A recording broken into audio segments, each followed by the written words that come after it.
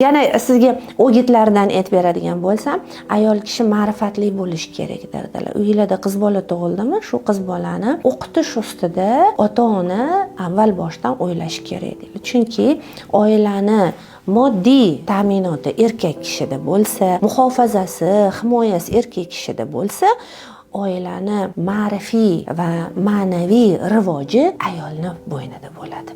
Shuning uchun ayol kishi qancha oilada ma'rifatparvar bo'lsa, ma'naviy tarafdan o'zini ustida ishlab o'sib borsa, bu oilani kelajagidan qo'rqmasangiz ham bo'ladi. Xo'sh, ma'rifatparvar, ma'naviy rivojlangan ayol qayerdan paydo bo'ladi? Kitob bilan o'rtoq bo'lganidan. Har bir uyda kutubxona bo'lishi kerak. Qizimizga eng ko'p beradigan sovg'amiz bu kitoblar bo'lishi kerak. Kitoblarga oshno bo'lish kerak. Shunchaki kitob berib qo'ydingiz, u ishi 1%.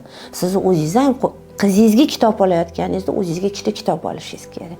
O'zingiz ikkita kitob o'qiysiz, qizingiz ana o'shanda qo'liga olib bitta kitob o'qiydi. Qizim umuman kitob o'qimaydi degan onalarga savol beraman, imtihon savolim. Nechta kitobingiz bor? Voy, men vash kitob o'qimayman. Kitob o'qisam uxlab qolaman-ku deydi. Qanaqa qilib farzandingiz kitob o'qisin?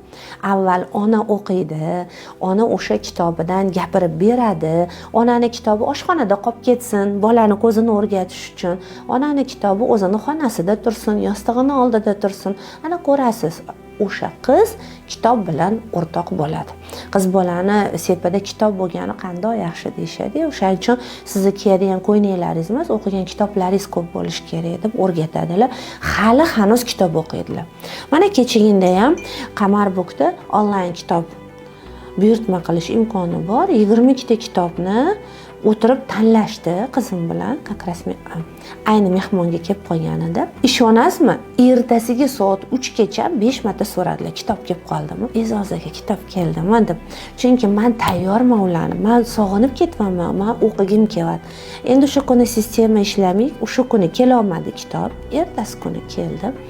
Endi chiqibmiz, kitob mashinada turibdi. Mana men bu kitob konspekt qilib bo'ldim. Men bu kitob konspekt qilib bo'ldim. Endi men buni o'qib olman, kerak joylarini yozib olaman. Hammasini o'qib bo'lib sizlarga beraman deydilar. Mana har kuni xo'jayinni band bo'lgan ishlari bor, sevgan mashg'ulotlari bor va bizga gapirib beradigan bir dunyo bilamanki, yaxshi gaplari bor endi. Chunki 22 ta kitob o'qishaydi. Men shunaqa havasim keladi. Shuning uchun mana shu o'gitlarga doim amal qilaman. Qizim ham sepada bir chamadon kitob bo'lganidan xursandman. Shuning uchun biz onalar qizlarimizni kitobga o'rtoq qilib qo'yishimiz kerak.